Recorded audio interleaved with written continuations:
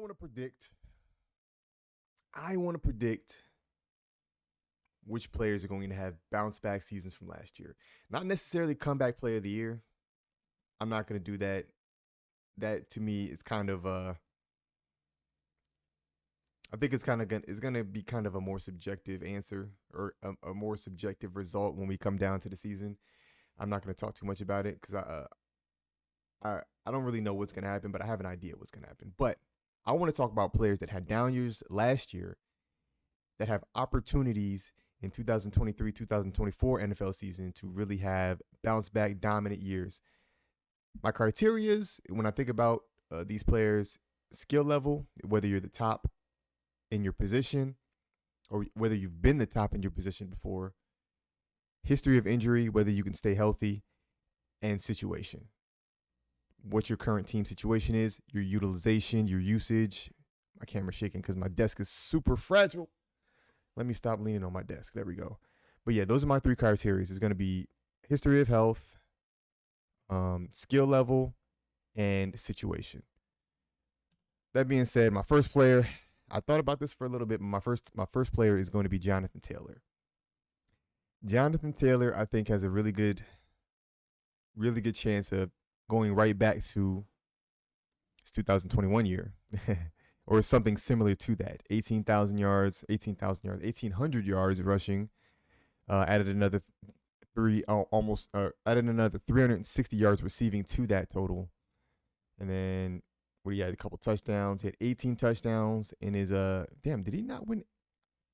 I mean, I'm he probably won offense. I'm assuming he won offensive player of the year that year, but I don't really know. I can't remember off the top. But yeah, Jonathan Taylor, given the situation that he's in, with I had to look up the Colts, the quarterback, the roster.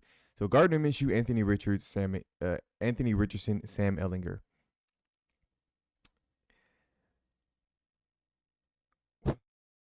What that tells me is I think that Jonathan Taylor is going to be a high usage. He's going to be a very high usage running back for this team next year, for this season, because you have Gardner Minshew, who is serviceable, right? But he's not a guy that's going to take opportunity away from your running back. He's not like dominant. He's not like a top 10 quarterback who's gonna you're gonna put the ball in his hands the majority of the time. He's gonna lean on Jonathan Taylor largely to open up the game for him, play action pass, dink and dunk maybe. And if Gardner Minshew doesn't really pan out and they start to go with, or they just want to go with Anthony Richardson to see what he can do, it's the same situation. He's very raw, very unproven. He's got a lot of arm strength, but he's not going to be the guy off the rip. I think he could be, but I think there's a very slim chance that happens if he takes over for Gardner Minshew. So I think there's going to be a lot of reliance on Jonathan Taylor. Now, Jonathan Taylor doesn't really have, he's coming into his fourth season, and his first season played 15 games. Second season played all 17 games. This season was dealing with a lot of injuries. The team was really bad. Matt Ryan was not opening up anything for that game. Jeff Saturday wasn't doing him no favors. Did they end up re-signing Jeff Saturday? Neither here nor there. The team was bad. So he didn't get a lot of opportunities. Only ran for 800 yards, 300 yards receiving, whatever. I think this year a little bit more solidified. I think he'll be high usage again. I don't know if the Colts are going to be good. That's not what this video is for. But I think his usage is going to be around the same, if not a little bit more. I think he stays relatively healthy this year, coming off a year where he was dealing with ankle foot. I think it was ankle injury for the majority of the season. And I think he makes a splash. I think he goes for around, with 17 game seasons, he might go 1,700 yards. He might go 16. He might step up in the passing game a little bit more, maybe go closer to 400. I don't know. But they're going to be leaning on him a lot. He's going to get high usage. He's to the top of his position, and he's already shown that he can do it. He's already showed that he can be a consistent 1,000-yard rusher. He's very early in his career, still very young. So yeah. My second player, one of my favorite players in this league, even after the entire shit that he had with the gambling, but my favorite player to watch, Calvin Ridley. Coming off the suspension when we had to deal with the gambling thing, and the short. So he had the shortened year, and then he didn't play at all last year. He only played 5 games at 21, and then he didn't play at all last year. Now the good news about that is that he's fresh, right? He missed an entire season. His body's still fresh. He's still fairly young, 28 years old. He's kind of getting up there for NFL years, I guess you could say. But now in a different situation with a now bona fide star quarterback in Trevor Lawrence, going in and being a number one option in this offense, I think he's going to. Let me close it. Let me mute that or stop that. He's coming into number one. He's got Kristen Kirk to take the load off in the slot. So that's going to open up the game for him a little bit more. They have who's their running back? Let me look real quick because I want to talk about. I want to understand the offense. Trevor Lawrence, Travis Etienne. They drafted Tank Bigsby. That's going to open up because he can run between the tackles. He can run outside. He can run outside to the hashes, and then he could be a threat catching out the backfield. He's got Zay Jones, who had a decent year last year, and Evan Ingram is also a solid passing threat. So their offense is going to. It's not like it's going to be just Calvin Ridley. He's going to have help where they can't necessarily throw too many doubles at him if he's having a dominant. Like a dominant game or something like that. Say he has like 100 yards in first half or whatever like that, and they're trying to mitigate for that. They're going to have to really pay attention to the other guys, which is good for him because it's still going to allow him to be able to thrive and to continue to rack up receptions and yards and all of this type of stuff, touchdowns, and just him being in that situation with Trevor Lawrence was elevating his game. I really broke out last year, middle of the last season, and turned that team into a playoff team, and then ended up beating us in the playoffs. I think this is a great situation. I think it's a great situation for him and Jacksonville. Trevor Lawrence has a bona fide number one. And I think, coming off the suspension, I think this is an opportunity for him to really just have a huge year. We've seen he's had the ability to go for almost 1,400 reception yards.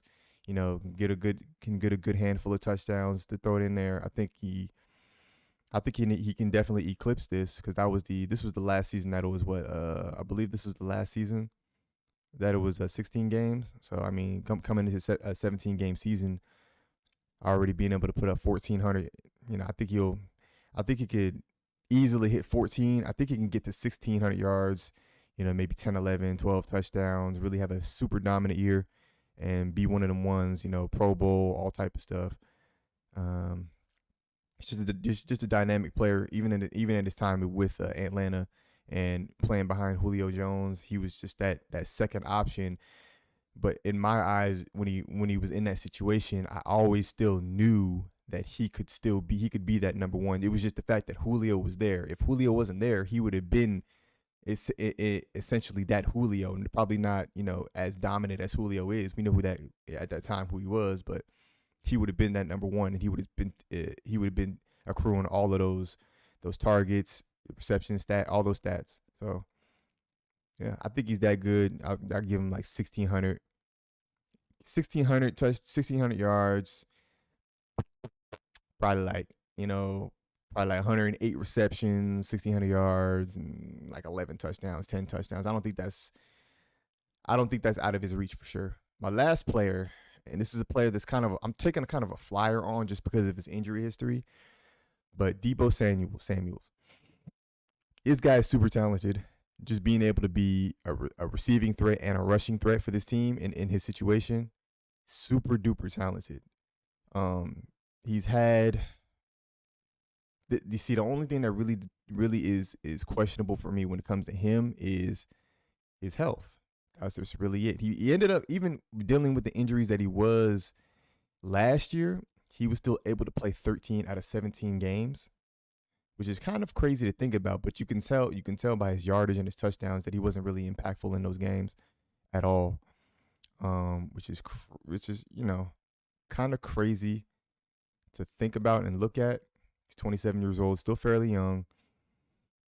I like the situation that he's in with San Francisco. It just depends on if Dirty Purdy want to come back, how that Tommy John surgery went, how that If he can keep that zip and that velocity on that ball and be able to push it down the field, be able to open it up for Debo to do different things, reverses, putting him in the backfield, and then just setting him outside, as the X, and then putting him in the slot. That's the thing about Debo. He's so talented. You can put him at the X, you can put him at the Y, you can put him in the slot, you can put him in the backfield, you can bring him in motion, you can put him under in the wildcat. You can do whatever you want with Debo, and that's why I have him on this list. He's so talented. I just don't know if his injury, if his body will be able to keep up. I'm banking that it will. I think he has the potential to really do something really special. And when I say special, I mean like special. Like, I think he can go 1,500 receiving yards, maybe like 8 or 9 receiving touchdowns. But then I think he could do something like 500 or 600 rushing yards and another handful of touchdowns, maybe like another 5 or 6 touchdowns, if he can stay healthy and play the majority of his games and be impactful, playing through whatever injuries he does accrue. Because he's going to get hurt. I mean, it's NFL. Everybody gets hurt, right? But just the talent alone, I think I could think it could be really, really special, like a really, really special year for a receiver. I don't know if there's any other receiver that's done something like, maybe like a 12 or 1,300 yard receiving year, along with like 300 or 400 rushing yards. I don't know if there's been any other receiver that do that. He might be the first receiver to really set that mark from being just a dual threat receiver. But yeah, that's my take. I had a couple other players on here like Dak Prescott, but I didn't want to put Dak on here just because I think Dak is pretty much who he is now. So we've kind of come to expect a certain play from him. He's good. He's good sometimes, and then a lot of times he's not good. He's good sometimes, and then sometimes he's not good, and then he's not really good enough to get you over the hump in the playoffs. So he's a solid quarterback. He's your guy right now, but he's just not. There's a threshold that he has to reach before he can. And maybe, I don't know, maybe he could reach it. Maybe he could reach it, but I don't think he will. I think we just know who Dak is.